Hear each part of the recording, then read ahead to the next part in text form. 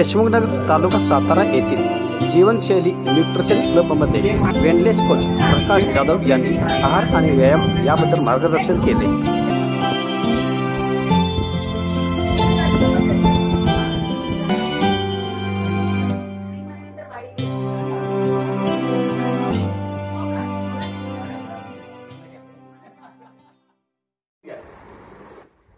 कोणी नाही आलं चालेल, मी माझं पहिला सेट अभ्यास संध्याकाळी 10 वर्षांनी जेवली नाही कधीच, तो पण वय माझी फार अवस्था खराब झाली माझी।